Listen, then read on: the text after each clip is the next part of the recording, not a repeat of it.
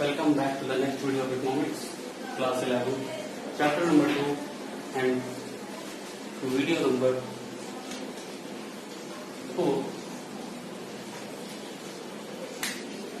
पिछले चैप्टर में आपने पढ़ा चॉइस क्यों आती है, ठीक है। कल मैंने आपको बताया सेंट्रल प्रॉब्लम्स ऑफ इकोनॉमी, तो हमने कल प्रॉब्लम बताया था या लास्ट वीडियो में आपको प्रॉब्लम बताया था, उनके सोल्यूशंस के बारे में हमने कहा था कि हम नेक्स्ट वीडियो में बात करेंगे, ठीक। तो अब आपने देखा कि एक तो प्रॉब्लम आपके तीन है, what to produce, how to produce and for whom to produce, और इकोनॉमी में तीन है, central plan, market economy and mixed economy. तो तीनों में ये तीनों प्रॉब्लम्स को अलग अलग सॉल्व करेंगे क्योंकि तीनों के मोटिव्स अलग अलग हैं। तो फॉर एग्जाम्पल अगर हम समझे इस बात को कि centrally plan economy, central plan economy क्या होती है, मैं फिर बता दूं, ऐसी इकोनॉमी जो एक सेंट्रल बॉडी या कोई सेंट्रल अथॉरिटी होती है वो रिसोर्सेज को इस ऑर्डर में लगाए कि जहां पे सोशल वेलफेयर को मैक्सिमाइज करे। तो अब व्हाट टू प्रोड्यूस, क्या बनाएंगे वो, तो वो they will produce those goods which maximize the social welfare, यानी कि वो मशीन बनाने की बजाय वो फूड ग्रेन्स बनाना ज्यादा प्रेफर करेंगे क्योंकि फूड ग्रेन से सोशल वेलफेयर ज्यादा हो सकता है। तो they will focus on what goods they will produce which make the higher profit, sorry higher social welfare. फिर समझिएगा सेंट्रल प्लान इकोनॉमी में what to produce technique, what to produce में वो गुड्स प्रोड्यूस किया जाएगा जिससे सोशल वेलफेयर मैक्सिमाइज हो। How to produce में वो क्या करेंगे, वो टेक्निक यूज करेंगे जिससे एम्प्लॉयमेंट फैले, यानी कि they will use the maximum time labour intensive technique, ठीक है। और फॉर होम टू प्रोड्यूस, तो no doubt they will produce for poor section of the society, not the richer section of the society. Central plan economy में फिर से समझो, what to produce में वो गुड प्रोड्यूस किया जाएगा जो सोशल वेलफेयर को मैक्सिमाइज करे, टेक्निक वो यूज करेंगे जिससे एम्प्लॉयमेंट बढ़े, यानी कि कैपिटल इंटेंसिव टेक्निक नहीं यूज करेंगे, लेबर इंटेंसिव टेक्निक यूज करेंगे। और फॉर होम टू प्रोड्यूस में they will produce for poor section of the society, clear. दूसरी economy market economy. Market economy में आपको मैंने क्या बताया था, मार्केट इकोनॉमी वो इकोनॉमी होती है जिसमें रिसोर्सेज का डिस्ट्रीब्यूशन इस ऑर्डर में किया जाता है जिसमें प्रॉफिट मैक्सिमाइज हो, ठीक। तो यहाँ पर व्हाट टू प्रोड्यूस में they will produce those goods which have the higher demand but less supply, यानी कि रिसोर्सेज को उस ऑर्डर में लगाया जाएगा कि जिस ऑर्डर में किसी भी चीज का डिमांड ज्यादा हो, ठीक, और सप्लाई कम हो। जैसे आपका मान लीजिए कोई मार्केट है, उसमें कोई पिज्जा की शॉप नहीं है, तो एक इंडिविजुअल को अगर शॉप खोलनी होगी तो वो देखेगा कि यहाँ पे तो लोग पिज्जा की डिमांड तो कर रहे हैं लेकिन पिज्जा की कोई फर्म नहीं है, कोई पिज्जा बनाने की कंपनी नहीं है, तो they will start pizza making, ठीक है। तो मार्केट इकोनॉमी में फोकस किस बात पर है कि प्रॉफिट कमाए। प्रॉफिट कैसे कमा सकते हैं, उस गुड्स का प्रोडक्शन करके जिनका डिमांड ज्यादा हो, सप्लाई कम हो, क्लियर।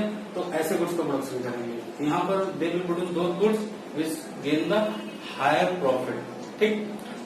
कौन सी टेक्निक यूज करेंगे, टेक्निक जाहिर सी बात है they will use those technique which have the less cost, यानी कि maximum time they will use capital intensive technique. क्यों, क्योंकि कैपिटल इंटेंसिव टेक्निक हमने कल आपको क्या बताया था कि ये आपकी कॉस्ट एफिशिएंट होती है, ठीक। और दूसरी बात कम टाइम लेता है और प्रोडक्शन भी साफ सुथरा होता है। वहीं पर अगर हम लेबर के थ्रू करते हैं तो कॉस्ट भी ज्यादा लगता है और एफिशिएंसी भी घट जाती है। लेकिन हाँ, मे भी कि सारे काम लेबर से कैपिटल से कराना संभव ना हो, तो they will focus on that thing कि जिससे उनका कॉस्ट घटे, यानी कि कोई फिक्स नहीं, वो कैपिटल या लेबर दोनों कर सकते हैं, बट उनका मोटिव क्या होगा कि कॉस्ट ऑफ प्रोडक्शन कम से कम लगे।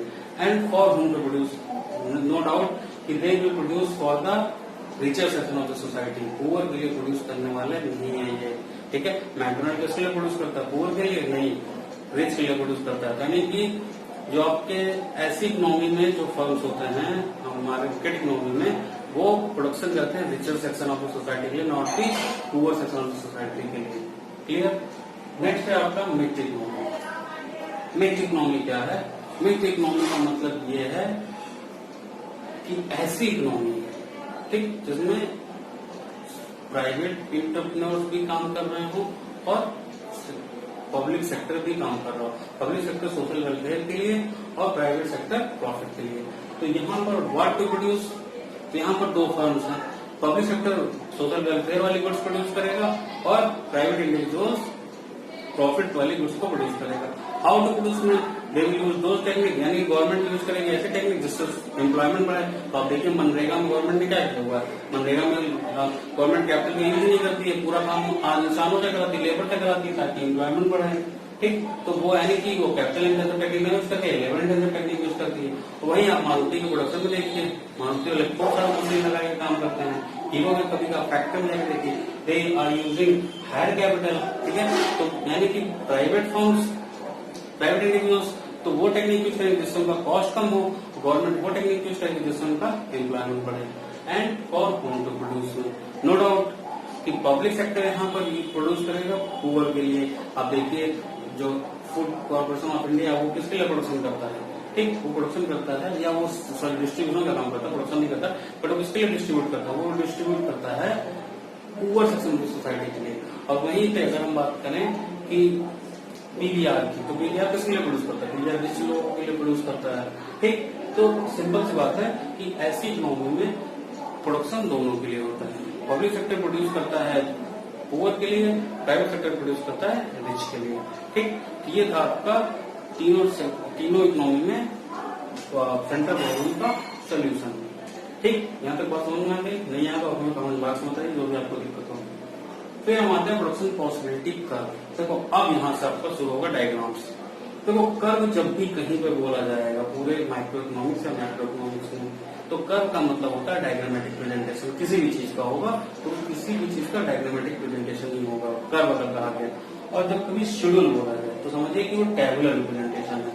ठीक है, तो टेबुलर रिप्रेजेंटेशन जब कभी भी आएगा, किसी चीज को हम टेबल में प्रेजेंट करेंगे तो उसे हम कहेंगे शेड्यूल, और किसी चीज को जब हम डायग्राम में प्रेजेंट करेंगे तो उसे हम कहेंगे कर्व। क्लियर?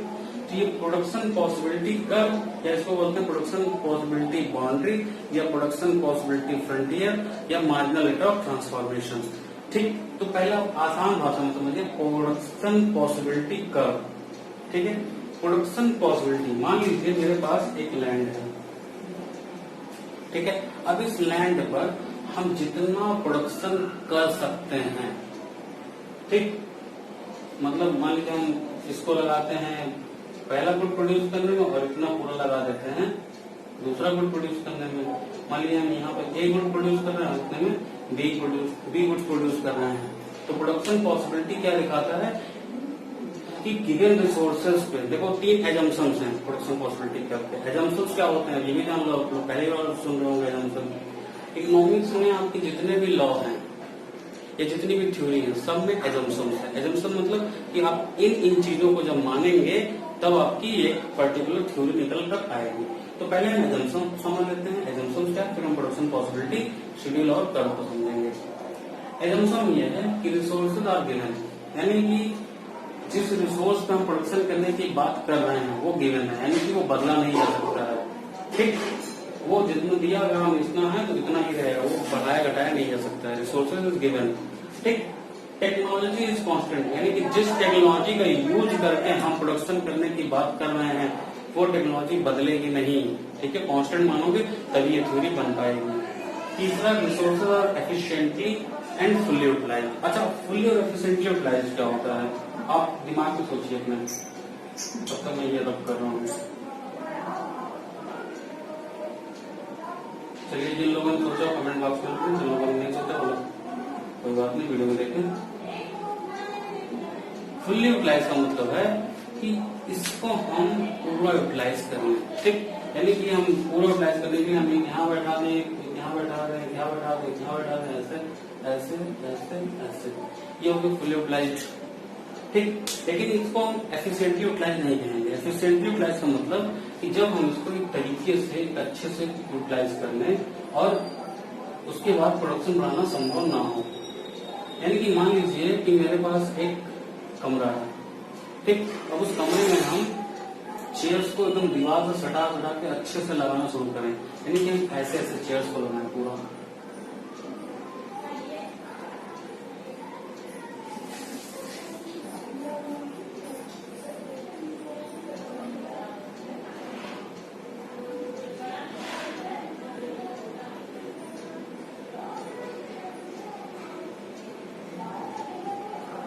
ठीक, इस तरह से अगर हम चेयर लगाएं तो मान लीजिए एक लाइन में यहाँ ड्रॉ कर दे रहा हूँ, ये एफिशिएंटली यूटिलाइज हो गया कि मतलब कहीं जगह नहीं बच रहा। अब इस पे अगर हमें एक भी चेयर लगाना हो तो हम प्रोडक्ट आगे इसमें चेयर नहीं लगा सकते हैं, ठीक। अब ये फुल्ली एंड एफिशिएंटली यूटिलाइज हो गया। और लेकिन अगर हम खाली अगर फुल्ली की बात करें तो फुल्ली यूटिलाइजेशन में तो हम ऐसे भी चेयर लगा दें, ऐसे लगा दें, ऐसे लगा दें। फुल्ली का मतलब तो आपका ये भी हो सकता है कि हम एक चेयर ऐसे लगा दें, दूसरा ऐसे लगा दें, तीसरा ऐसे लगा दें, ये ऐसे लगा दें, ऐसे लगा दें। भरने तो ये भी भर गया, फुल्ली यूटिलाइज हो गया, लेकिन ये एफिशिएंटली यूटिलाइज नहीं है। तो आई थिंक आपने समझ लिया होगा अंतर कि फुल्ली और एफिशिएंटली यूटिलाइज क्या है। बात को समझिएगा फिर से। मान लीजिए एक रूम है जिसमें 50 लोग बैठ सकते हैं, मैक्सिमम 25 सीट्स लग सकती है, और 25 लोग को हमने बैठाया, ठीक है। तो ये हो गया फुल्ली एंड एफिशिएंटली यूटिलाइज्ड। लेकिन अब हमने क्या किया कि एक आदमी आया और वो दोनों पैर एकदम फैला के बैठा हुआ है और पूरा 3 आदमी को सीट लेके वो बैठा हुआ है। तो ऐसे में तो हम 50 लोग को नहीं बैठा पाएंगे, 17 ही लोग को बैठा पाएंगे। यहाँ पे लेकिन रूम तो पूरा यूटिलाइज हो रहा है, बट एफिशिएंटली यूटिलाइज नहीं हो रहा है। तो यहाँ एफिशिएंटली कहने का मतलब यह है, जब फुल्ली और एफिशिएंटली यूटिलाइज की हम बात करते हैं, इसका मतलब ये प्रोडक्शन इससे ज्यादा संभव नहीं है। ये बात समझ में आ गई। तो यहाँ पे क्या कहा गया, एक तो रिसोर्सेज गिवन है, वो बदला नहीं जा सकता। यानी कि अगर आपके पास एक इतना बड़ा लैंड है तो वो इतना बड़ा ही है, उसमें कुछ कम ज्यादा नहीं हो सकता है। दूसरा क्या है कि जिस टेक्नोलॉजी का यूज करके, ठीक है, यानी कि मान लीजिए हम जिस ट्रैक्टर का यूज करके, जिस थ्रेसर का यूज करके, जिस टाइप के सीड्स का यूज करके हम प्रोडक्शन कर रहे हैं, वो ड्यूरिंग प्रोडक्शन बदलेगा नहीं तो प्रोडक्शन बढ़ घट सकता है, ठीक है। तो हमें ये नहीं कहना, हमें मानना टेक्नोलॉजी वही है और रिसोर्सेज फुल्ली और एफिशिएंटली यूटिलाइज हो रहे हैं। क्लियर? इसका मतलब ये हुआ कि अगर हम पूरे लैंड पर वीट प्रोड्यूस करें तो यहाँ पे at the same time rice का प्रोडक्शन कितना होगा, 0, ठीक है। तो जैसे अगर हमको राइस का प्रोडक्शन बढ़ाना होगा तो वीट का प्रोडक्शन घटाना होगा। क्यों? क्योंकि resources already fully and efficiently utilize है, तो हमें एक का प्रोडक्शन बढ़ाने के लिए दूसरे का प्रोडक्शन घटाना पड़ेगा। इसे समझना है। तो प्रोडक्शन पॉसिबिलिटी क्या है? प्रोडक्शन पॉसिबिलिटी कर्व है कि a diagram showing all the possible combinations of production of 2 goods, ठीक है। सारे के सारे वो कॉम्बिनेशन शो किए जाएंगे जो उस गिवन रिसोर्सेज पर कांस्टेंट टेक्नोलॉजी के साथ फुल्ली और एफिशिएंटली यूटिलाइज करते हुए प्रोड्यूस किए जा सकते हैं। डायग्राम पर हम उसको कर्व कहेंगे और टेबल में उसको शेड्यूल कहेंगे। आइए समझते हैं। मान लीजिए ये लैंड है, इस लैंड को हमने पूरा का पूरा यूज किया, कहीं कुछ छोड़ा नहीं, पूरा फुल्ली एंड एफिशिएंटली यूटिलाइज किया और पूरा का पूरा हमने प्रोडक्शन में लगा दिया वीट के।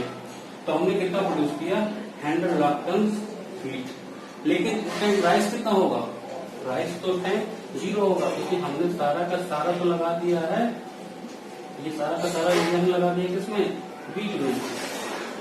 तो अगर हमें राइस प्रोड्यूस करना है तो उस टाइम राइस कितना होगा, 0। अब हमें अगर राइस प्रोड्यूस करना है तो हमें वीट को कम करना होगा। हमने वीट को किया 100 से 90, ठीक। तो जब हमने वीट को कम किया तो हमारा प्रोडक्शन राइस का बढ़ गया, ठीक, और वो हो गया 0 से 10। फिर अगर हम मान लीजिए प्रोडक्शन को, अपने रिसोर्सेज को फिर से वीट से हटाकर और राइस में लगाते हैं अगेन, तो वीट का प्रोडक्शन और कम हो जाएगा। यानी कि वीट हो गया, तो मान लीजिए ये जिसका हमने राइस में दे दिया, ठीक, ये हिस्सा हमने राइस में दे दिया बड़ा वाला, आप देख सकते हैं, ठीक। तो वीट का प्रोडक्शन घट जाएगा, 90 से 70 हो गया, लेकिन राइस का प्रोडक्शन बढ़ जाएगा।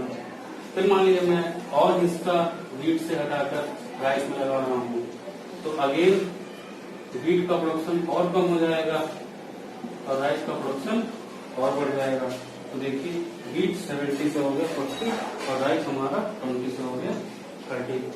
और मान लीजिए अगर हम पूरा का पूरा रिसोर्स लगा दें राइस में तो वीट कितना होगा, 0।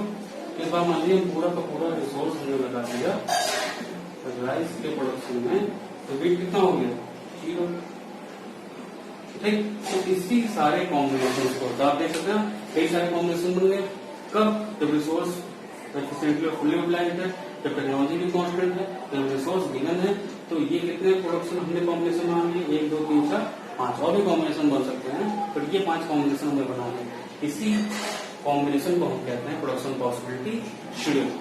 और इसी को जब हम डायग्राम पे दिखा देंगे तो उसको कहेंगे प्रोडक्शन पॉसिबिलिटी कर्व। तो आप देखिए डायग्राम पे, तो डायग्राम पे वैसे बेसिकली कोई रूल तो नहीं है, बट जिस क्वांटिटी को आप घटा रहे हैं, यानी कि जिससे रिसोर्स को हटा के दूसरे को शिफ्ट कर रहे हैं उसको रखिएगा वाई एक्सेस पर, और जिसमें रिसोर्स को पुट कर रहे हैं उसको रखिएगा एक्स एक्सेस पर। तो यहाँ पे हम देख सकते हैं कि हमने रिसोर्सेज को वीट से हटाकर राइस पर रखा है, तो वीट को हम रख देते हैं वाई एक्सेस पर और राइस को रख देते हैं एक्स एक्सेस पर। ऐसा कोई रूल नहीं है, बट सारे बुक्स में ऐसा करते आए तो हमारे लिए आसान होगा। अगर हम इसके उल्टा जाएंगे तो हमें हर चीजें पलट जाएंगी। ठीक। अब डायग्राम जब बनाने जाइएगा तो बिल्कुल स्केल से बनाइएगा, वरना आपको कभी भी मेजर नहीं कर पाएंगे, चीजें गलत ही आ जाएंगी। तो आप स्केल लीजिएगा और ऐसे 10, 10, 10, 20, 30, 40, 50 तक आप बना लीजिएगा और इस साइड में आप 100 तक बना लीजिएगा। लेकिन ये जो गैप होगा, ये गैप और ये गैप दोनों सेम होगा। ठीक है। और इधर आप वीट पुट कर लीजिए, इधर राइस पुट कर लीजिए। ठीक। अब आपको करना क्या है? पहला कॉम्बिनेशन देखिए 100 वीट और 0 राइस। कहाँ पड़ा? यहाँ पे एक पॉइंट बना लीजिए, लाइक दिस, एक पॉइंट बना लीजिए। फिर आप दूसरा कॉम्बिनेशन 90 और 10, तो 90 से लेकर 10 तक एक लाइन ऐसे ड्रॉ कर लीजिए। ठीक। फिर दूसरा तीसरा देखिए 70 20, 70 को मिलाते हुए 20 से एक लाइन खींच लीजिए। ठीक है। फिर 40 30, 40 से लाइन खींचते हुए 30। ठीक। और फिर E40, 0 40, 0 40। अब इन सबको मिला लीजिए। तो जो आप लाइन AE देख रहे हैं, इसी को हम कहते हैं प्रोडक्शन पॉसिबिलिटी कर्व। ठीक है। तो जो चीजें इसमें समझ में ना आए हो आप हमें कमेंट बॉक्स में लिखिए, कोई भी शिकायत है आप मेरा व्हाट्सएप पे भी कर सकते हैं। मेरा व्हाट्सएप नंबर है 9918841111। तो आप मुझे इस नंबर पे व्हाट्सएप करके अपनी क्वेरीज को पूछ सकते हैं। कोई बहुत बड़ा इशू नहीं, मैं सब बता दूंगा आपको। हाँ, लेकिन उसके लिए आपका एफर्ट चाहिए। ये नहीं कि खाली मैं अपना एफर्ट डाल रहा हूँ, आपका एफर्ट आ नहीं रहा, तो इससे कोई फायदा नहीं होगा। आप अपना एफर्ट डालिए और ये डायग्राम घर पे बना के प्रैक्टिस करेंगे। जितना प्रैक्टिस करेंगे उतनी चीजें समझ में आएंगी। और अब मैं बताऊँ, आपका डायग्राम पढ़ते चले जाएंगे, डायग्राम कम नहीं होंगे। पूरा माइक्रो इकोनॉमिक्स पूरा डायग्राम पे डिपेंडेंट है। तो यहीं से कोशिश करिए कि आप पेस के साथ हो लीजिए। अगर आप पेस के साथ नहीं होंगे तो आप पीछे छूट जाएंगे। ठीक है। इसी तरह की वीडियो में बाइंड अप कर रहा हूँ। वीडियो को लाइक करिए, सब्सक्राइब करिए, चैनल को सब्सक्राइब करिए और इस वीडियो को ज्यादा से ज्यादा शेयर करिए और बेल आइकन बजा दीजिए ताकि आपको नोटिफिकेशन सारे मिलते हैं।